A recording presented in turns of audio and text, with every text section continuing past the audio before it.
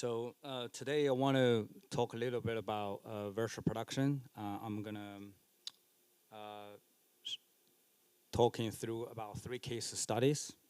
So the first one I want to talk about is Alan Walker's virtual concert, which we did about 1.5 years ago with a studio at 86.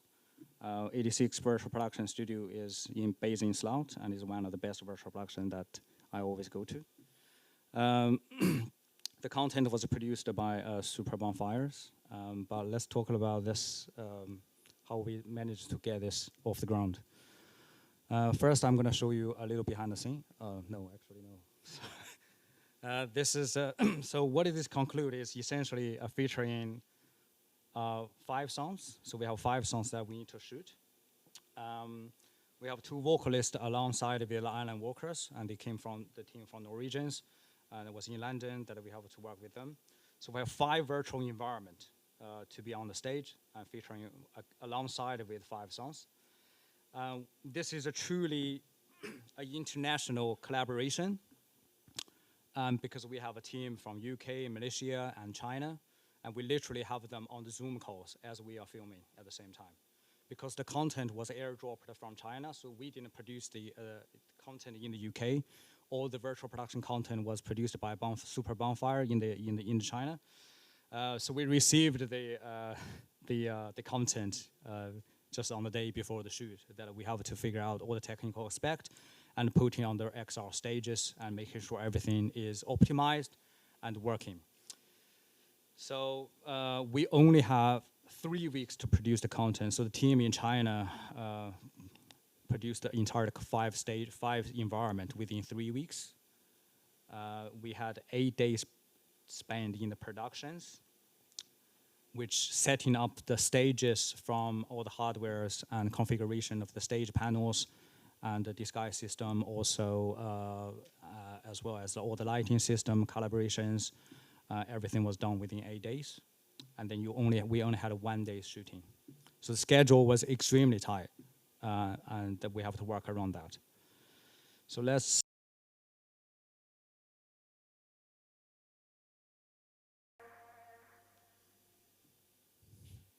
The video had over 1 million hits within 24 hours for launch.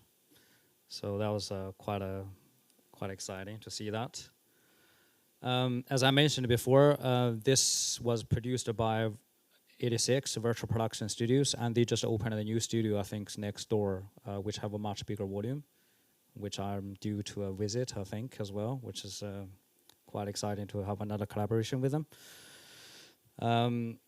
So I'm going to talk a little about a stage setup here. Some of you might already familiar with your eSport classes, and this is actually quite similar to a broadcaster setup. So in the camera, we have a Sony Venice camera, which the whole thing was filmed at 50 FPS. So all the content was, all the sequencers, all the frame rate has to be above 50 FPS on the stage. So everything has to be highly optimized before we put on the stage, on the screen, to provide real-time feedback, no latencies, which was really important. So we used Technic Crane here as well for this shoot. So we have the Venice camera mounted to a Technic Crane. And for tracking solutions, 86 uses Moses Star Tracker, which is one of the most popular camera tracking system for virtual production. But it's not only camera tracking solutions that stages use. Depending on what you need and what the requirement is, I attempting to choose a different tracking system, depend on the requirement of the client and the budget. So there are a few ones which are not listed here. One of them is a Vicom system, which is heavily used for motion captures, performance captures. The advantage with Vicom system that you'll be able to have your motion capture for performer with your LED stage camera tracking at the same time, which is the Moses system couldn't do. But there's also NCAM tracking system, which is extraordinary for outdoor tracking. There's mass there's a mass tracking system as well, which is HTC. I thought it was really good, by the way. I was involved in a little bit on the Mars early days test and to help the team to develop the system. In my opinion, that's like a plug and play system, which is really cool. So the MOSIS system works, as you can see here. You have a bunch of stars, as KS called it, at the ceiling. The way it works is fires a info red light from this little box here, and then it will find where the stars is and maps out the kind of space and also where your camera is in relationship to that. So if you change in the ceiling or you have something covered, which happened on the set before, someone thought he was smart and put something, lower the ceiling suddenly, and then all the tracking has to be recalibrated.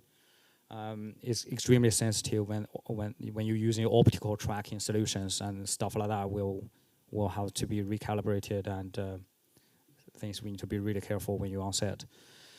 So once you have the tracking system set up, and the tracking system will drive your camera digitally inside Unreal Engine. I'm sure some of you are very familiar with Unreal already, hopefully, at this point. So I'm not going to waffle too much. But and then that will provide your projection system on the stage, and that will project the images onto the screen. So for this shoot, 86 uses raw black HDR panels and with prompt processor, which powers all the panels. This is a pretty standard setup, I would say. Obviously, depending on what shoot and the budget you have, the LED panel will be changing. But also, because this is brand new technology, the LED panel is changing a lot, and evolving with it. This is the typical XR stage setup, which I thought was interesting because I haven't done too much XR before, and this is actually my first XR experience that when I was doing this. Most of my shoot was a VP. So they are quite fundamentally different between the VP and XR stage setup. In this particular case, VP would be usually a curved LED wall, where the XR will have more of rectangular or sharper edges between the panels, but also we have a ground floor LED panel, which you wouldn't see that in the VP stage most of the time. So in this case, we have LED wall on the left, and the LED wall on the middle, and then LED wall on the right, and then there's a floor LED. And then the one thing that XR does is extend the environment live on the set. So because for this shoot, we didn't have enough time to be able to do in post-production visual effects, or the time was really limited. So everything that you saw in the video is live extended on the set. So and then all the Unreal Artist TDs are worked on that, making sure all the trackings and extended reality are seamlessly with what you see on the screen. One thing was to mention is that there was a huge, the team worked really hard on this the day before the shoot to calibrate all the panels. As you can see here, you have different lighting that will be shining specular on different panel at different power. So to be able to calibrate all of them, you ran a software that will dim the panels and brighten it up and balance it. So therefore, you don't see the themes between the panels. And this was done like through a couple of hours, the whole process. But it must be, otherwise you're gonna have all the sort of problems, and your virtual environment won't be extended perfectly if you don't run through that process. Just something to be keeping in mind when you're doing your own project. So this is Studio Village that we have here. On the left-hand side, we have a virtual environment video monitor. And this is where the Unreal team or your Unreal TD is going to be sitting on the set. So he is basically sitting there and monitoring what is being projected onto the screen through that little monitor. So that monitor is only going to display what Unreal Engine content is. So he's constantly checking that against what is displaying on the screen, making sure the content is consistent or the tracking is intact. So, and this is a kind of important process, and this is where his desk is. And also, we have a Disguise media server. So usually your Disguise depend on the stage setup. Some stages that are being use X-Symmetry. Again, some of you doing eSport course will be familiar with that X-Symmetry setup, which is a broadcaster setup. I done a few projects through X-Symmetry. Mostly, again, is live events and things like that. But these guys' systems are quite popular in this field as well. They're actually one of the very early players in this field. The system is extremely stable. A lot of VP stages prefer to use Disguise. You know, and they all have a disadvantage and advantage, but I think, in my opinion, is one of the probably the most stable setup that I have seen, which is running by 86. So the Disguise handles, what it will do, it will launch an Unreal instance, basically, in the Disguise system, and all the camera tracking is projection setup, event setup, it's all triggered through the Disguise system, and then being projected onto the wall. And then on the right-hand side, you have an XR video monitor. So this is where your DOP and director and VFX supervisor is going to be standing at, and they will be looking at the final output of the whole thing. So this is going to be your performer and your LED backdrop plus the extended reality. So all of the content will be displayed here, so you'll be able to check the final result through that monitors. So this is quite a standard setup, usually on the stage. Depend on the size of the stage and the shoot. Usually, averagely, to operate a shoot like that, from the technical, just from the virtual production side, you have about 7 people to 8 people on the stage to operate the whole stage, making sure everything is working. So let's talk a little bit about content creations, which is what I'm specialized at. So in this video, I lifted one of the environment that we used on the set. Again, this was done in Unreal 4 before Unreal 5 came out. So it's just a typical Unreal Engine interface here, using a lot of Megascan assets that you can duplicate them and move them around. We did do quite a bit of alterations on the set, on the stage directly, because again, you know, before your content go on stage, it's difficult to see what the content looks like. The colors and lighting might not match. So you do have to do this kind of job a little bit on the stage, as you go, really. But because everything is real time, so you can see, you know, there's no latencies or anything, and the scene is super optimized to be able to provide that feedback. So here I'm just playing around, just kind of like moving some ice cubes and cliffs and things like that to demonstrate that this is just a standard process you will do on the stage. Particle system also being thrown in here to simulate some of the snow effects. It's worth mentioning though, like if some of you doing the game courses, the game studios are attempting to have much more specialized jobs, titles, if you like. So for example, someone be doing the particle system, that would be just called a VFX artist, and someone doing the environment would be an environment artist. And this is not very applicable if you work for a film studio. The film studio mostly looking for generalists. So this is slightly different setup between the games and films.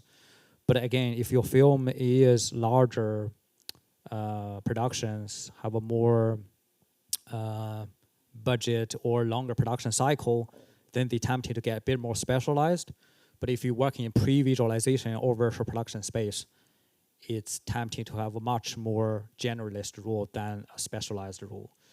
I would say if you really want to go into the detail of how specialized the film division specialized in virtual production, there's one area they specialize the most, attempting to be the shader and lighting, because that's the final output of the whole thing. And then you have your Unreal TD, which is someone to be able to sit on set. And I've got to say, not everybody have that attitude and that mentality to be able to on the set. It's highly stressful. Because like when I was on the shoot like this, you literally have 10 minutes. They will tell you have 10 minutes to fix this, and they will roll without you fixing it or not, basically. So the time and pressure is highly sensitive when you're on set. So it's not everybody's cup of tea. So if you go on into that, virtual production, I don't want to scare you off, but something that you need to kind of have your mentality set for that. But also, not everybody need to be on set, and obviously there are team that just in the office and doing the content and stuff like that as well. So one thing for this, a little bit different to the usual things, we do sync the music to the rhythm and to the events. So the lighting changes as the music goes up and down, as certain triggers, and all of this is set up in the Unreal Blueprint system. So therefore, in the blueprint, you have a keyboard event. So for example, you have a keyboard number 1 to trigger the orange light, and keyboard number 2, key number 2 to triggers the discos, and also the keyboard 3 to triggers the ice effects. So all of this is event system set up inside Blueprint, and then that being exposed as a parameter for render stream in Disguise system. So is it here? Yeah, okay. So this is how it looks on the set.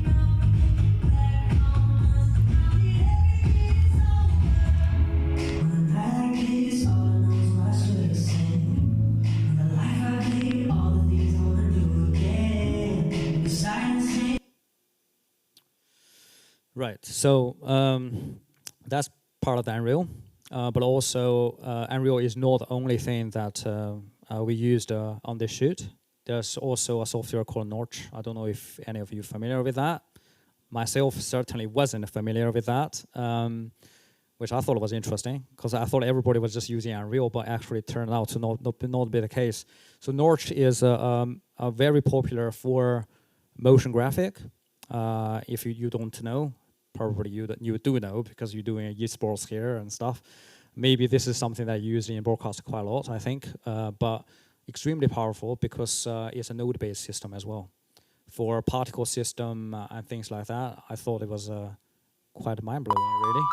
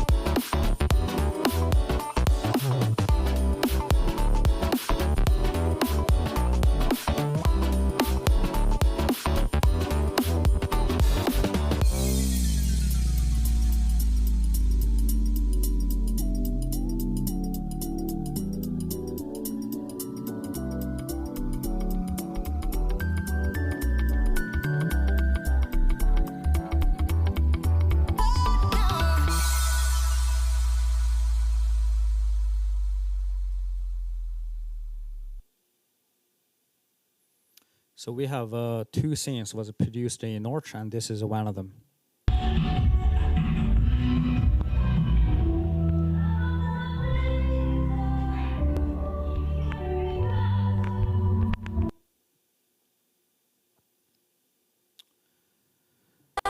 This is the final result with a live extended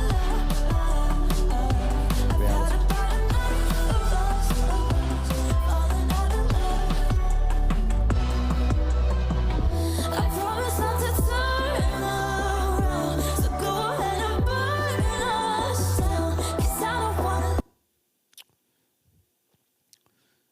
So this is the typical interface of Disguise system. For some of you might not familiar, which you have a kind of camera tracking system here, projection setup, and then a timeline system on the bottom.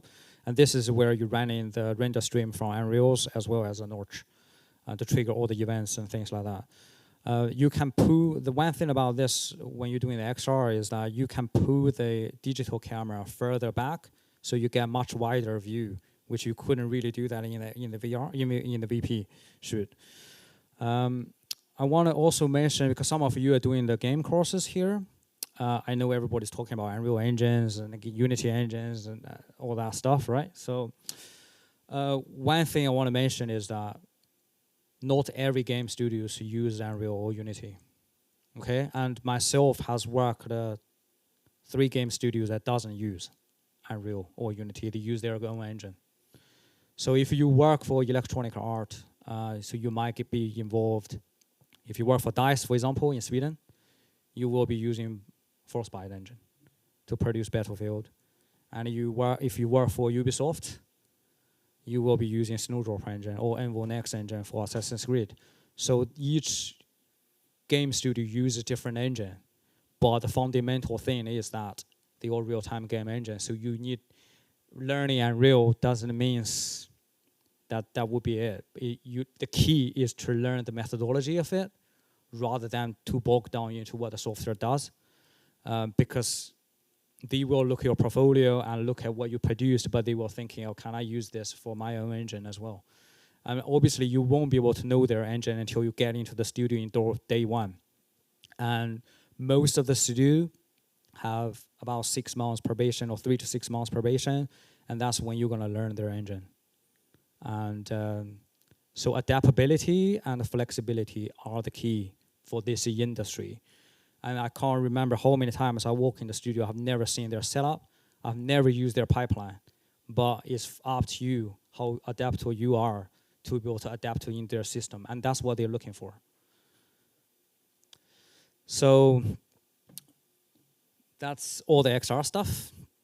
Time to talk a little about VP. This one is going to be a quick one. I only want to talk a little bit about 2 shots here. There's 2 shots I want to talk about because I thought it was a slightly different and quite interesting approach that we did. So this was done in Rebellion Film Studios a while back with MBS, entirely shot in the Rebellion Film Studios and with the CEO of Rebellion, which is Jason in the middle as a knight. So let's have a look. This is the stage. You can imagine this is like 12 meter by 4, I think, if I remember correctly. And you have a ceiling panel that can tilt, can lower. And this is how much a set is. It's very little amount of set, again, because it doesn't need to be a big set to pull something like this. Let me show you one of the shots I want to talk a little about.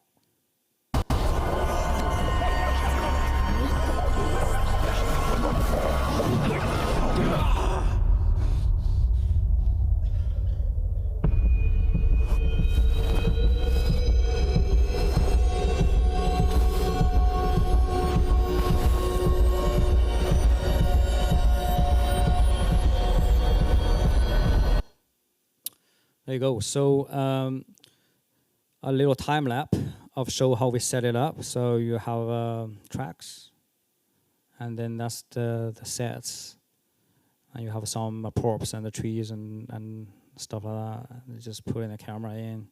A little cool time lapse here. How we filmed it. This guy Eben, yeah, he is the DOP of The Last of Us. And that's him. I'm sure everyone is watching The Last of Us now, isn't it? What I got here. Yeah, so in here you can see what we set it up is this big dynamic lighting that going through in Unreal Engine, and it's being projected on set to produce that kind of a time-lapse look. If we have a look again, yeah, so that triggers the time-lapse events, which is, you couldn't really do that without the LED stage. And this is a kind of a typical usage when you're using LED. I mean, a lot of people ask me, oh, when do you use LED stage? I'll say, well, you use it when situation like this. If you can go into a woods and shoot, you might as well just do that. This shot here,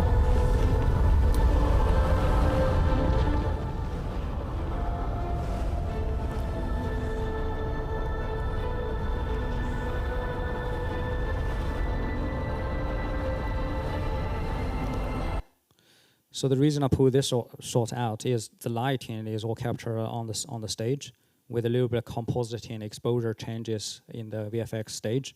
But the way we did it is that you can see there's a panel being removed on the top here. So we utilize the LED stage configuration that we be able to remove all the panels. So we removed one of the panels and put a spotlight behind the panel to produce some lighting effects like this on the stage. And then it just did a little bit of comps in the end. I thought it works really well for that. So that's virtual production setup for Percival, which I only talked about 2 shots. I'm sure there's more to talk about, but time is running out. So case study 3. A lot of people ask me, what is the definition of virtual production, right? So virtual production is not only XR or LED stages. It's also a process of visualizations, and so classed as a pitch. So you want to pitch with a script to get commissioned, or you want to pre-visualize a script before you're on stage on the shoot. This is a process that I get involved quite a lot in some of the early stage of the film development. Traditionally, you try to make your film commissioned or anything, you have a script, and you go with a pitch doc, and you talk to them, and hopefully get funding. With a technology like virtual production and real time, you can simply visualize that yourself and then showing them as how you visualized it in Unreal Engine. So this is a game changer and a huge advantage for filmmakers as directors themselves to be able to get some content from Unreal Engine, just to put something together really quickly and then show in front of the producers and the people. So I want to talk a little bit about this process, and some of them you might be already familiar, but this is just a very standard process for visualization. So benefits of real-time workflows, right? So obviously real-time is a game engine, so you kind of get in the feedback as you work in the viewport. So this is like very, very simple. And non-linear workflow allowed you to have a better collaboration between departments. So this is the bits when you go into the VFX company, what you find is you will be moving from one department to the next department as the shot progress.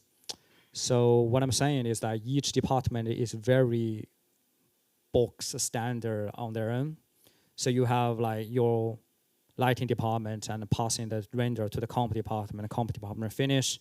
You have very linear workflow from one department to next, where when you are in virtual production, it's very different. When you're in real time, it's all a bit of a spider web, because you will be jumping from one place. You can doing your asset tweaking as you are in lighting stages, and you're doing your animation as you are in lighting. Everything works in parallel. And that's quite different to a standard visual effects studio setup. Although with the USD workflow, which some of you might heard of, with Houdini Solarius workflow and USD workflow, they're trying to make that a bit more non-linear as well.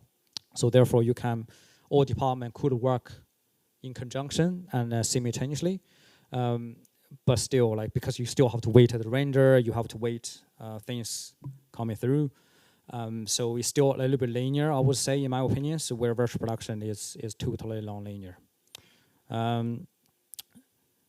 Unreal Engine also provide a lot of content in their marketplace, which I use them a lot, because you don't have time when you are in the process of visualization.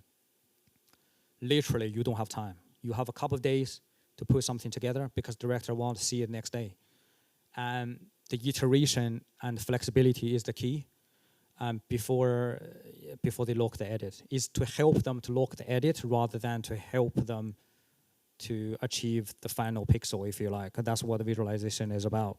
So use the asset where you can. If you can buy them, it's 20 quid, much easier. So Unreal Engine is also free to download for everybody.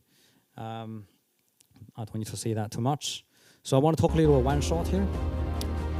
This shot's here, which we produced in Rebellion for previous. So talk a little bit about we approach these shots, how we start and how we end it. So again, as mentioned this before, I just go on to, if I know my client we need to visualize a prehistorical jungle, tropical jungle, I just type tropical jungle. Give me anything you got. And then I look through and see what's there, and this is the one we picked.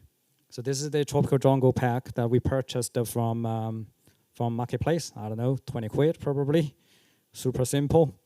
And then that's how it looks when it starts. And then we just strips out all the content, just to use the asset rather than use the map most of the time. We look at the storyboard and we're trying to frame it properly and just blocking the landscape. Very simple landscape like this, just using landscape system and put some textures on it. It looks ugly, but it doesn't really matter because all you need is the framing and how tall the cliff is, to help you frame the shots. And then put a water in there, add a bit of a texture touch up, and then go on to Megascan, which is free, comes with Unreal Engine again. So on here, we're just going through this process and have a look at some of the cliff. The all very high quality scan cliff. I mean, all the stuff you can scan it yourself as well, which I highly encourage you to do if you're doing your own project. And it's just good to know that process, but I will show you a process later how that's been done. So this also is, this asset is in process perfectly optimized for the game engine. So we're just having a good look.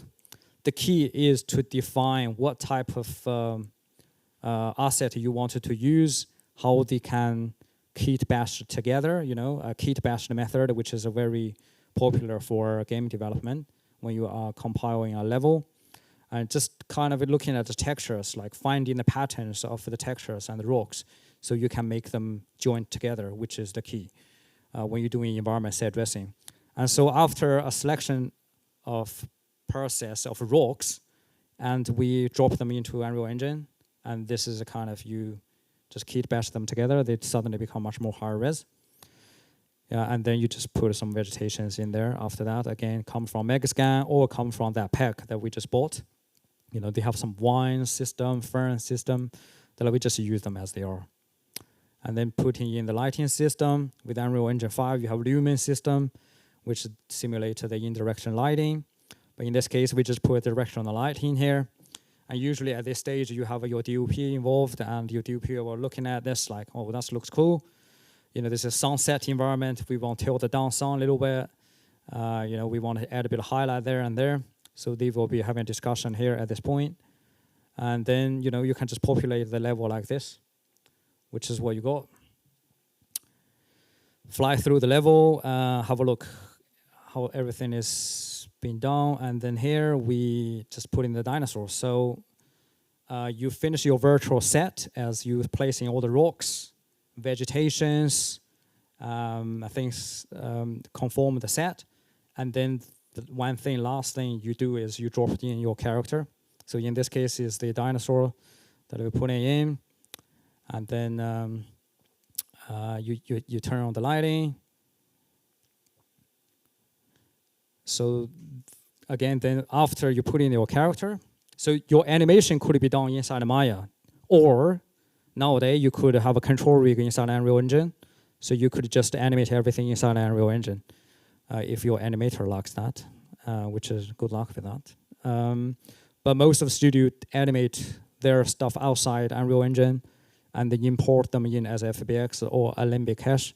In this case, I think we use the Alembic Cache because then we can have some of the secondary animation like muscle twitching and things like that inside the dinosaur. So that's what we done here. And then you can frame in your camera at this stage, which in this case, I just drop down a Cinecams. You want to work out, so when you're doing this stage, right, the key is to try to simulate a real camera as much as possible. So some of the camera choices like Alexa Mini, LF, I think this one is based on Alexa Mini LF film back. So you want to pick a camera choice, basically. Have a look at some of the films in down and see what camera you like, the feel and the look. And then you use that film back, and then you create that digitally and you put the keyframe in. So everything you're trying to do digital, trying to make sure you're using the real data, right? Either that's a lens or film backs or camera. That's very key. That will make your shot looks a little more real. And also, for the purpose of previews, they want to know what camera they're going to be using. The all DOP have different preference and directors. So make sure that's you got that covered when you're doing that. So that's just a standard visualization process that we do for a singular shot. But at the same time, you could film this from different angle as well. So you can have different shots through the same animation. That's just the process of how you visualize them. So I mentioned a little bit about photogrammetry. There's 2 stages you do previews. One is called post-viz, really. One is called previous. Previous sometimes happens before you go on shoot. So what you want to do is you want to give them all the camera data and positions and the need on the set. But some cases, they do the recce before you previous, which is good because what they will give you is a scanned data from the set. So therefore, you can replicate the set digitally inside Unreal Engine. Then you can do your plan and camera planning a lot better. So in this case, this is one of the projects that I worked on.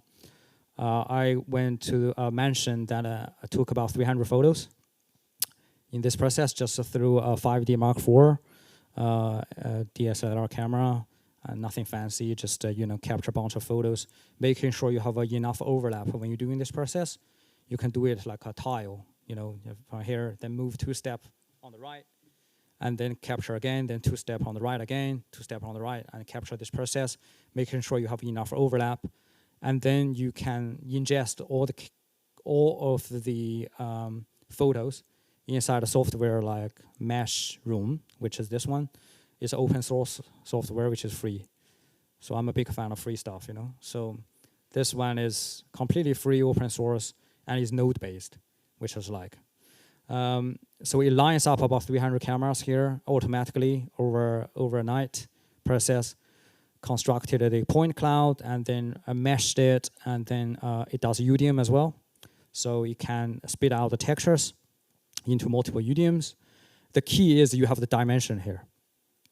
So then you can have a conversation with your directors and DOPs and for the visualization process. So, and this is, once it's processed, we have this inside of Maya. You put a human reference. The scale is the key, right? So you always have a human reference in your scene that you look around and you see I know the geometry is rough, but it doesn't really matter because, you all you need is the dimensions and the feel of the set, and then you can plan all the cameras and actions in here. With Unreal Engine 5 9.9 system, you'll be able to ingest this directly into the engine because the polycount doesn't really matter anymore. As long as it's no transparent object, this can go straight into Unreal, which we does a lot in this process. Sometimes we do a little bit of cleanup, sometimes we don't even bother. And then you visualize the whole thing, and then you extract the data out. So that's just a standard process for if you have the data that you work with when you have a team that's gone to recce and then come back with it. Not all the time you have that. Sometimes currently in all the cases that I'm experiencing, that all they will tell you is a coordinator from a Google map, and then what I will do is I go on Google Earth 3D. That you basically have a look if anything's been done in there, and then you can extract the data from the Google Earth 3D. So I've done a project for London City, which I kind of gone to the Google Earth and grabbed the London and then just populated the streets and stuff like that. And there are some other software now. I think you can get the data into the Unreal Engine directly, and like a dim data, which is quite useful. Might be worth to have a look at that as well. But what I'm saying is, like, sometimes you gotta just guess the best you could. In some of the location is so far out the town, like nature, forest and stuff. You just don't have any data, or even you go onto the Google Earth, it's just a big blur. So you're not going to have the data to work with. There are one case that I had done. What I did is literally you only have a flat data from Google Earth. So what I did was just measured the Google Earth from A to B, how big that area is, and then just photo modeled on top of a 2D plane. The best guess you could do, really. And that's the key, that's the thing. It's like a lot of time you're just not going to have everything. You just have to do the best you could with what you have. Again, you come back to that adaptability thing, right? Come back to that. For this industry, the key is to be able to adapt with the situation. So that's the end of my talk. Thank you so much. And I am on LinkedIn and also Twitters and Instagrams, anything that you can find me. If you have questions and stuff like that, you can find me there. Happy to help. Thank you so much for the time. Yay. Hello. Just this mic up, please. I don't know, do I need to turn it on? Oh, hello. Thank you, Heesun, that was amazing. Questions, guys, then. So we've got a little bit of time for questions. So hands up, who has one? I need some hands, because I don't have a Google form for this one. Brian, who should I pick on? Josh, yay. Okay, right, I'm going to pass it back, okay? Can you pass that back? Thank you. Hi, all right. All right. Have you worked on any productions that are currently utilising USD, and has it affected your end-to-end production?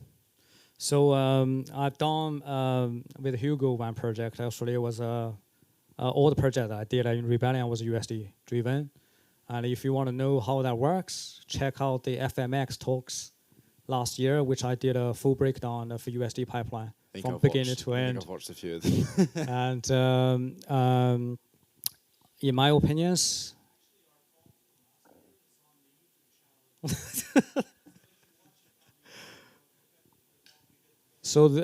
was two talks. Yeah, there's one talk that I did with Hugo was more of like director / VFX soups, creative decisions and pipeline approaches and things, overview of the project.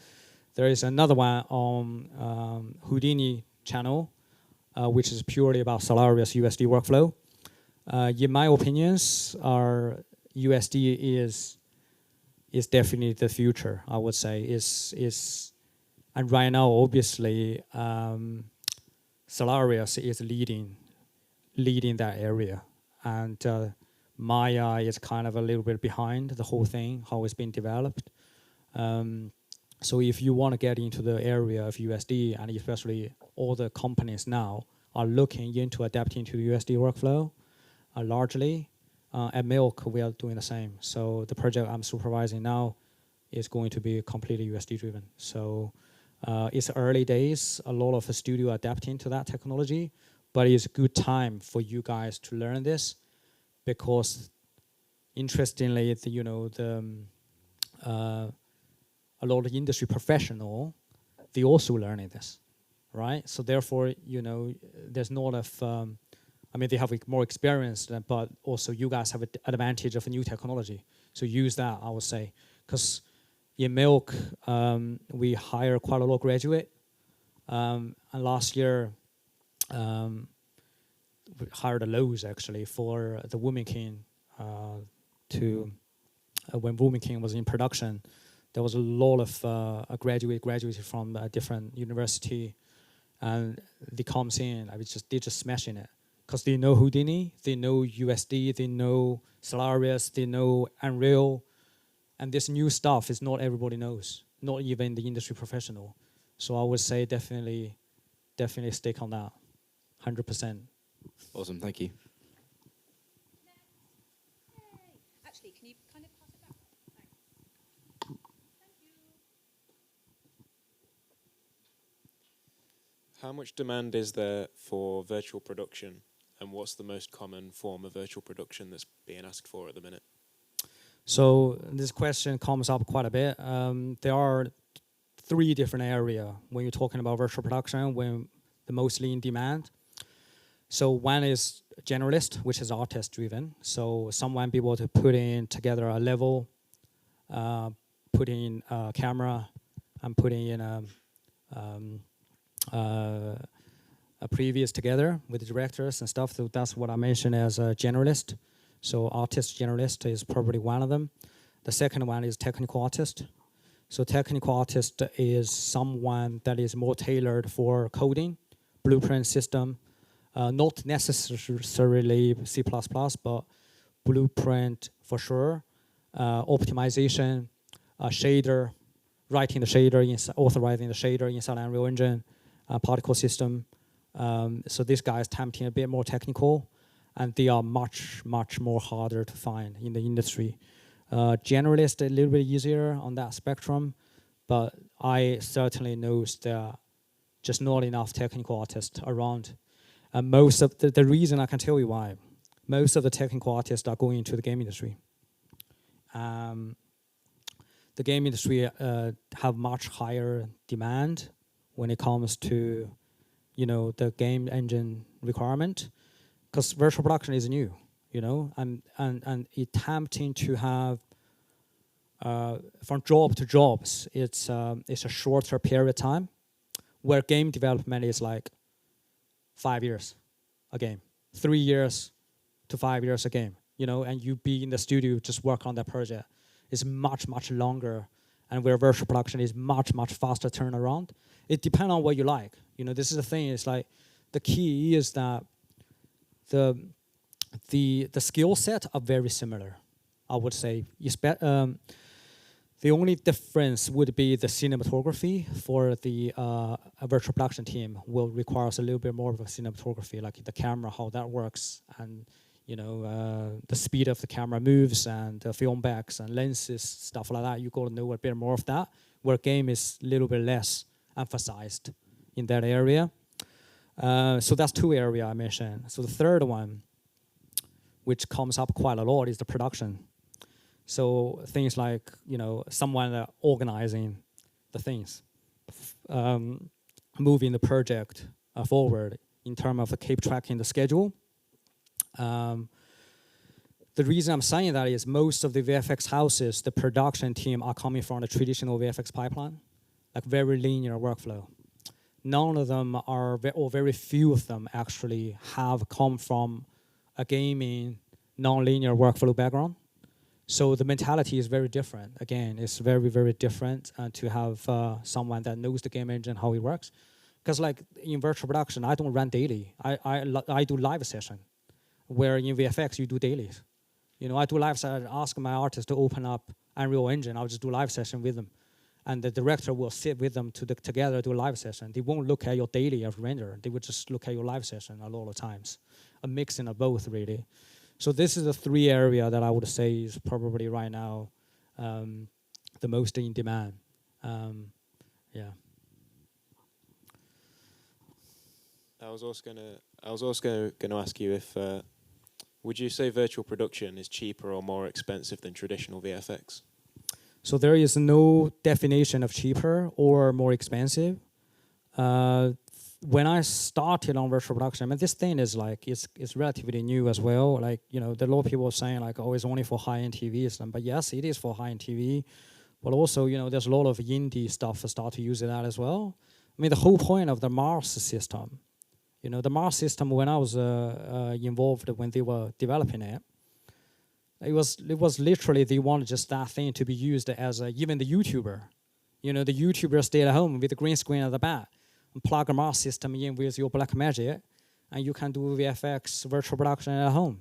And that was the point of that, to be more accessible for ordinary rather than the high-end expensive like stagecrafts and that stuff. Sure, this stuff will stay, but not everybody have that budget and that hardware to work with. So I think the virtual production is moving into a wider usage rather than just the one thing. And the budget is like so different. It's like, it's very different from A to Z. You can have all sorts of different requirements that I need. Is to use it when you need it, really. It's like like I said, if you can film this thing on the stage, if you can film this thing in location, why would you do it in virtual production? You know, there's not really a lot of point doing it. If there's a couple shots which I showed you in the time lapse and stuff like that, you can't really shoot that in location. Or it's in the rain, so stuff like that, you might as well shoot in virtual production. So it's really depend on the usage of it. Like, you know, I'm not like trying to push everyone use virtual production or anything. I would say my takes has always been like, use it correctly and that will save you money. Otherwise, you're going to replace everything in post anyway, which happened.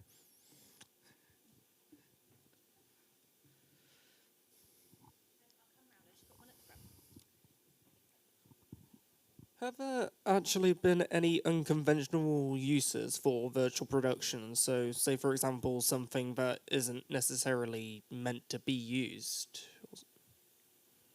What do you mean exactly? Like something not meant to be used for virtual production? So when we think of virtual production, it's like having a production set with displays around the edges to like get people into the scene. But is there any other uses that might not be 100% direct to it? Or I mean, like a lot of times, like when we define a virtual, so usually the way I does it is like you have you have a script, then I break it down. When I'm breaking it down, it's a listing of what scene potentially could be virtual production or could be traditional VFX. Sometimes you kind of compare the cost and compare the approach and see what is available, what is not available. Because at the end of the day, it's just a toolbox, like I said, and it's just how you're using it. You could use it for like anti-gravity scene, or you could use it for someone climbing a tower. It just depends on how you planning it and how you wanted to shoot it. And the thing with virtual production is like if you don't use it if you don't have an XR set up, you can't really easily to extend it. And it might cause you more trouble trying to extend it in the post and then just blue screen it and then extend it in blue screen. Because you might double the amount of cost, you know what I mean? Then it's not worthwhile. Everything is down to how you used it and how you plan it. If you're shooting a super close-up half of the time or a medium shot, and then you might utilize virtual production a lot more. Because most of the virtual production stages, like any stage, they charge you by days.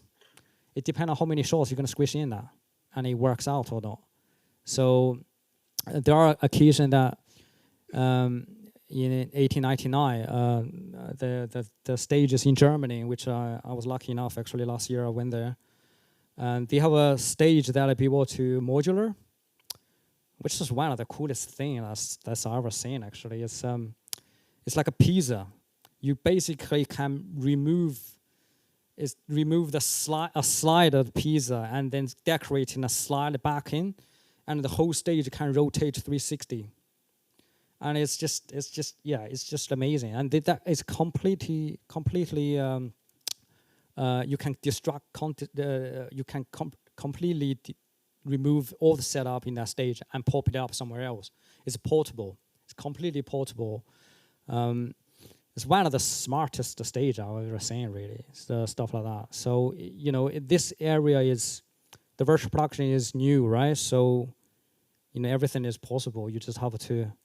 It's what you think of and how you use it, I would say. Yep. I'm a game production student, and I remember earlier you were saying that in terms of engine design, you should try and learn basically the fundamentals of it so you're flexible. Are there any other like free engines that would make use of learning the fundamentals? Well, the two biggest ones I mentioned are Unreal and Unity. The other two biggest ones that you can learn. There's also one from Amazon, which is Lumberyard, which is based on CryEngine, but not many people use that anymore. But I would say, if you just stick on Unity, Unreal or Unity would get you covered the most of the time. They do have a little bit of emphasis between Unreal or Unity. Although I know they has developed quite a lot in the recent years that Unity is trying to catch up on the Unreal in terms of the graphic side of things. I mean, I used Unity quite a bit in my early career, couple of years inside the Unity engine. I actually love it. Like the thing that with Unity is like is such a good design in terms of the architect and how the data is flowing. I'm talking about like from a simple things like importing the data into Unity engine and then how you constructing the components. I don't know what you teach us here, either Unity or Unreal, probably Unreal, but like most of the university does nowadays. But it's definitely I would say get yourself to look at that as well as when you're learning Unreal, because the architect is slightly different. The architect, the way the Unity works in comparison to Unreal. Unreal is very, I know they kind of trying to build an engine based on core, but just add on modular pieces on top as they kind of incorporate everything together.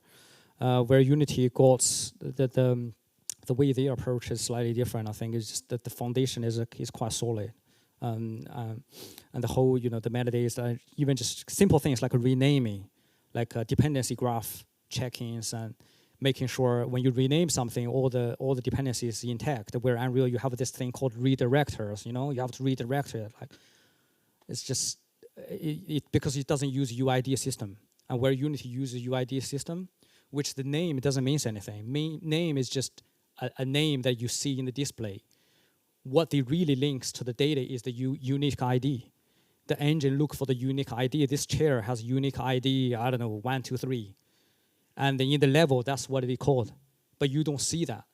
But that architect is way stronger in that sense that, again, I'm not bad mouse about Epic because I got a good relationship with them, okay? But like, what I'm trying to say is like each engine is very, very like different fundamentally. It's good to get your head around. If you want to become a technical artist, is for you to understand like what I just described. What is the foundation different, and what system they're using, and that's going to be the key for you to kind of have that technical mind to move forward or artistic mind, And Unreal Engine at the same time they're a lot more advanced in graphic side of things. So the rendering engine is more powerful, the shading system is really powerful. So it have a different strength, But as a student or as a TD, a TA, you got to know all this stuff, because that's what you're going to suggest to your supervisors or your client what to use. Hello. Which area of the virtual production industry is most in flux with respect to technology at the moment? You talked about the fact that it's so new and everything's still developing, but which area is still like kind of behind and the one that we really need to kind of catch up with, or that needs to develop the most? About hardware side? Hardware. Hardware. So tracking and panels and just. So the generally. panel thing, I think the one thing that everybody is talking about nowadays is like a HDR panel. I don't think that's been crying people like talking about, because the one thing about LED panels that I experienced, it's just not bright enough. Like in terms of not luminate enough to simulate the real lighting sometimes. So what you do is you have to enlarge a certain spotlight, like a white dot, to make it larger to be able to compensate that. But as far as I know, I don't know like if Oyuto or they are doing actually HDR panels, but I think this is probably something they will be doing in the future. And the other thing is like, I'd quite like to simplify the whole process as well. It's just like it get quite complicated, and sometimes it's a bit of unstable. I would say things just constantly breaking. I mean that's the thing. It's like it's really rare that things are not breaking all the time. What I would like to do is like you just be able to turn up and plug in, and a lot of people that's what they think. You turn up with your content, you plug it in and you play. No, that's where you go wrong. But I hope that's going to be the case, but that's not the case. And that's where the cost is. A lot of people are asking, like, where the cost factor is, right? The cost factor is not only on the shoot, but it's also pre-planning, where if you can use some sort of, I don't know, like AI, everybody's talking about AI now, right? Like, you talk about AI stuff, if you use AI stuff to kind of help you to planning that, get that cost down, then, this technology can be neutralized even more. So I think that's probably the few area that we can look into. Yeah. Okay, so bouncing off that and looking at the software, so this is a question from Nicola, who's around there. So you mentioned asymmetry and you mentioned disguise. Which of those two applications is the easiest to sort of work with as a crew, as a production crew? I am not an expert on either, okay? Okay. So I won't be able to give you a definite answer. And also, most of my shoot is running on the disguise. So the asymmetry, it was done to broadcast kind of XR using the asymmetry system. It's I think in my by looking at it, I prefer disguise system because it got a timeline system and stuff like that. It's a bit more intuitive, and also I found it's a bit more stable in terms of like. But you don't have to use this two thing, by the way. You can use end display. You just use end display launches end display, which you could do that as well. And I have George is an end display fanboy. yeah, like, there's nothing wrong with that. Like being like some stages, they just use end display launches and you save a license. So you don't have to use this guy because you have to pay this guys, right? And nobody want to pay anything these days. So, you just end display, which just comes with Unreal, and you launch it absolutely fine. It's just what your workflow is. Cool. Okay, so this last question's from James. And this is about how widely used are like marketplace asset packs? Very wild. Say again, sorry? Very, very, a lot. Very lot. So how often do you get like bespoke requests for things that might result in photo? Yeah, so it's again, it depends on the productions, but usually, even I know, so again, depend on which stage of the production you are at. So for previews, I buy as much as possible. Because again, the team is tiny. Usually you only have a few people working with you. And building an asset, it takes you weeks. And if I can find something on asset store to represent the asset that are going to be in the previews, I will do that. The key when it comes to previews is the size and the volume of this object that you try to represent, and the key feature. You could just, if a chair, you could get a chair from an asset store and just alter it. Like now with Unreal Engine, you have the modeling tool inside Unreal Engine directly. You just stretch it and trying to get the proxy shapes that matches what they're going to use on set. And if you can do that, just do that.